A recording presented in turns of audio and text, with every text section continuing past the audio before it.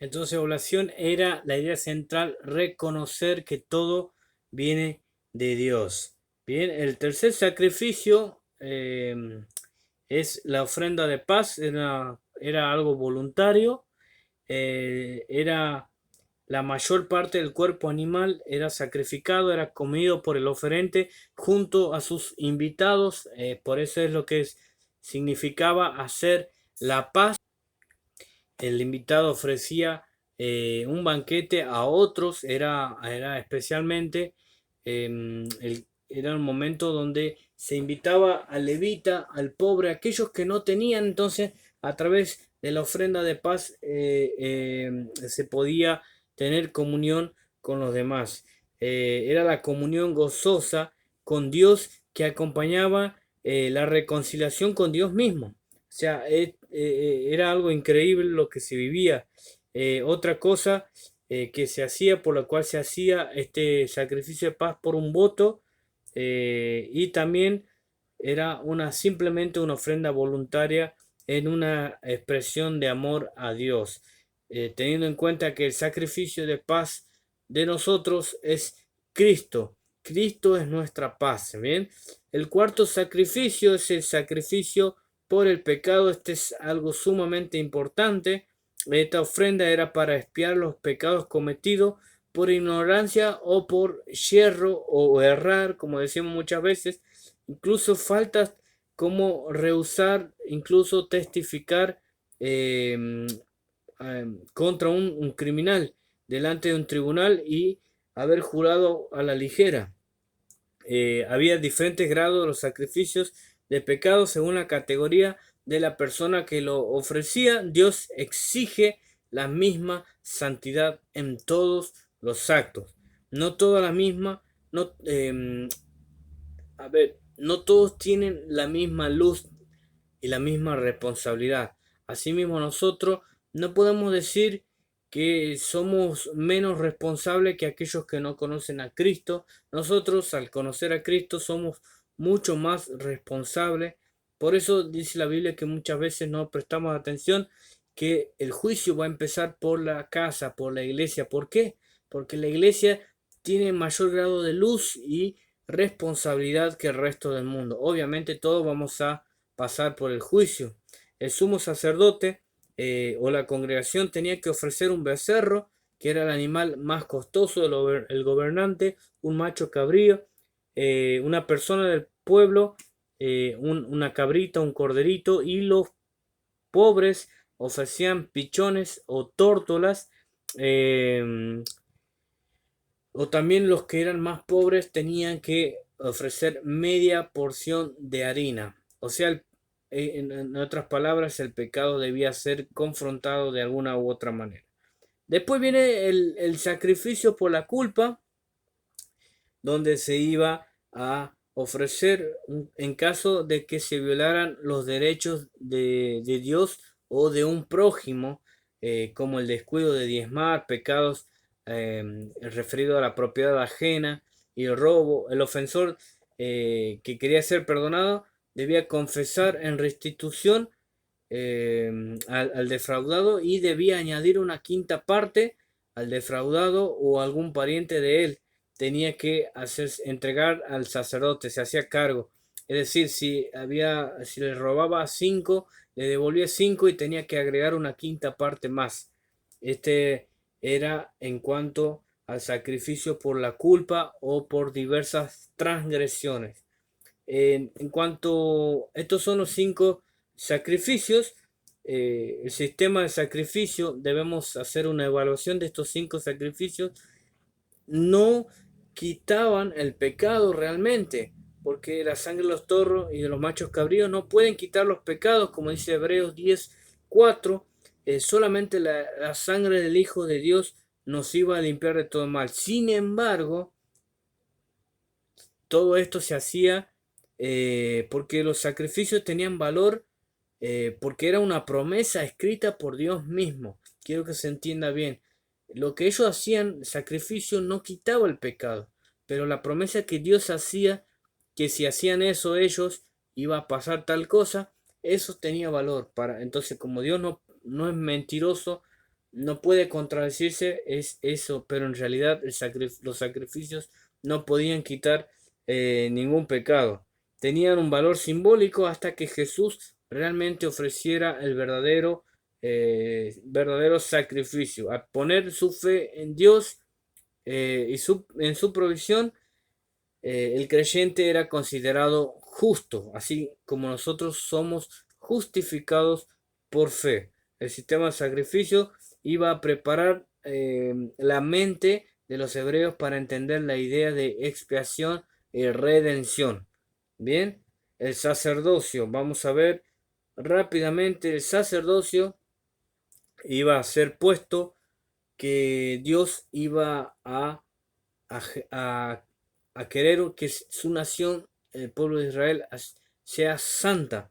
Entonces nombró a Aarón y a sus hijos para formar el sacerdocio. La vocación sacerdotal en ese momento era hereditaria, o sea que los sacerdotes podían transmitir a sus hijos todo lo referido a las leyes relacionadas con el culto y otras reglas que estaban sujetos a los sacerdotes a fin de conservar la pureza legal que les permitía acercarse a Dios. Los levitas eran ayudantes de los sacerdotes.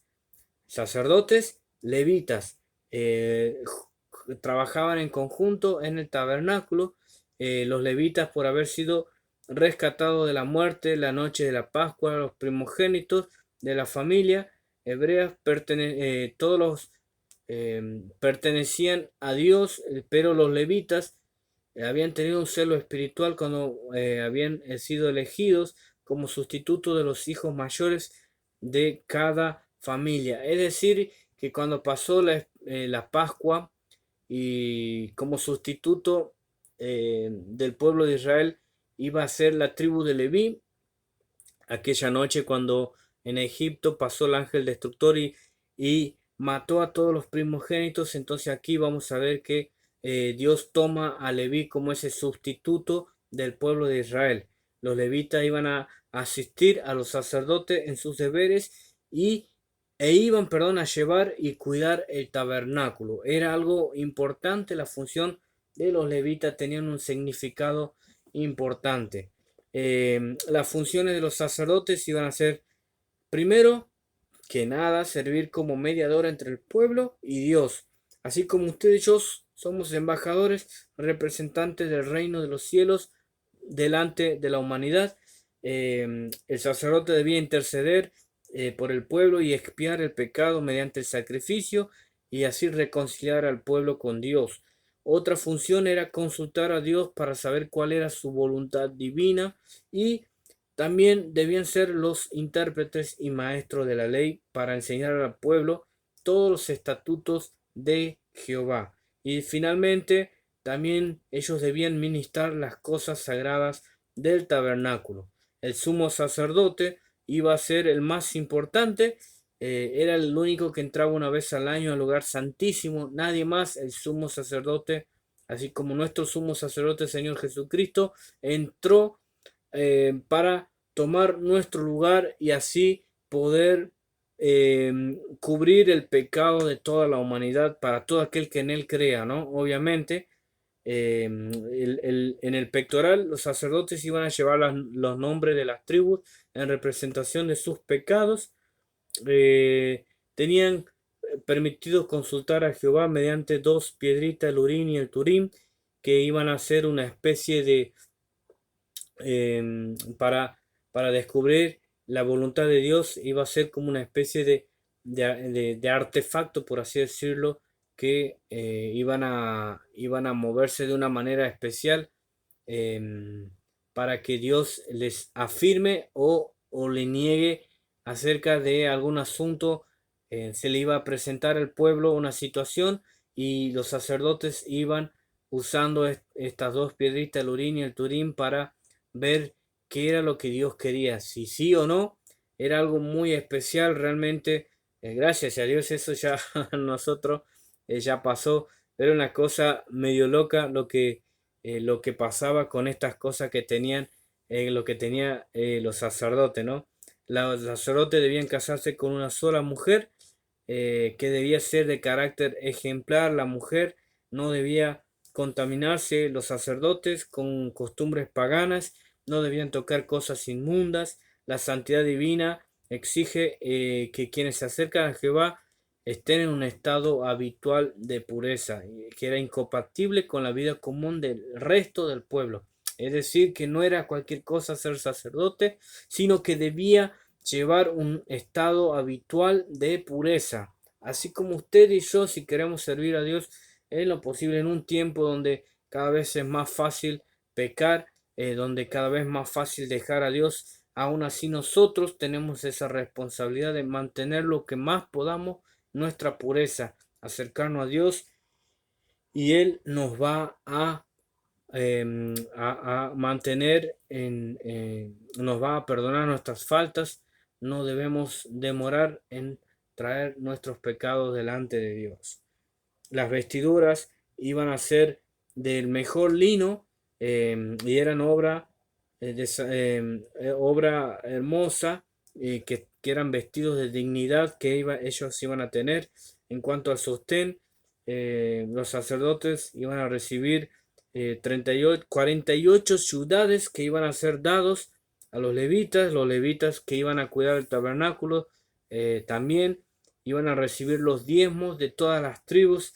Esto eh, iba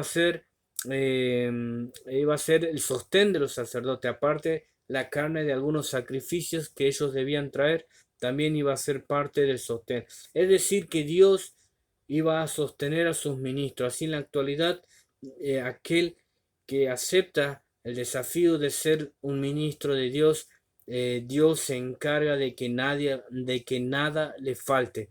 Esto es algo que pasó, pero el sentido espiritual sigue vigente. Dios se encarga de aquellos que decidan servirle en totalidad. Iba a haber obviamente, una ceremonia de consagración, iban a hacer lavamientos en un baño completo que iba a significar la purificación de los sacerdotes. Se les iba a entregar las vestiduras sagradas, no cualquier vestidura. Primero a Aarón, que iba a ser sumo sacerdote, y después a los demás. Iba a haber un ungimiento a Aarón y a sus hijos. Se derramó el aceite sobre la cabeza de Aarón, que iba a representar la unción del Espíritu Santo. Los dones y la influencia divina son indispensables para ejercer el ministerio. Entonces, aparte, los sacerdotes debían ofrecer sacrificios, la ofrenda por el pecado, el holocausto, que ellos debían traer un carnero, y debían ofrecer una ofrenda de paz. Iba a haber obviamente una fiesta, porque no era algo de un momento, era toda una ceremonia. Iba a haber una fiesta, y con la fiesta se ponía fin a esta ceremonia.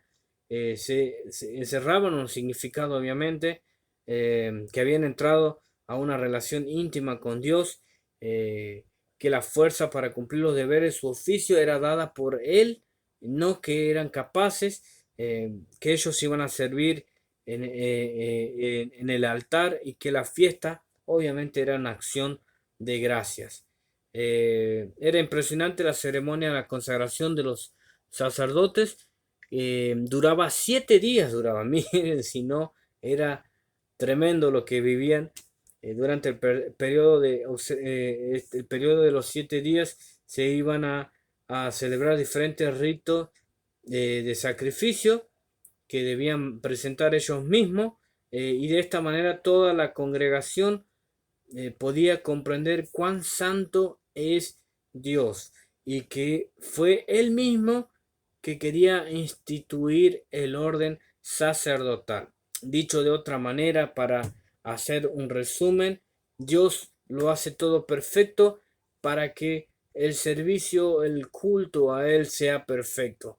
Así esto pasaba en la antigüedad, y hoy en día nosotros también tenemos que presentar un sacrificio, lo más perfecto posible. Obviamente eso nunca va a pasar porque somos seres imperfectos, pero tener una actitud correcta delante de Dios. Bien, mis queridos hermanos, hasta aquí hemos llegado con esta clase número 1 del libro de Levítico. Dios mediante, la próxima clase vamos a estar concluyendo. Es un libro muy interesante que usted lo pueda ir leyendo y pueda tener en cuenta que hay cosas que, como dije en un momento, ya no nos corresponde hacerlo prácticamente, pero mantienen un sentido espiritual vigente para nosotros. Por eso es importante estudiar el libro de Levítico. Así que espero que les haya gustado y Dios mediante nos vamos a ver en la próxima clase de este hermoso libro. Esta primera clase va a salir en 2 videos. Este es el segundo video y obviamente el anterior para que lo pueda ver. Espero que les sea de bendición, que tenga una linda semana y nos veremos Dios mediante en cualquier momento.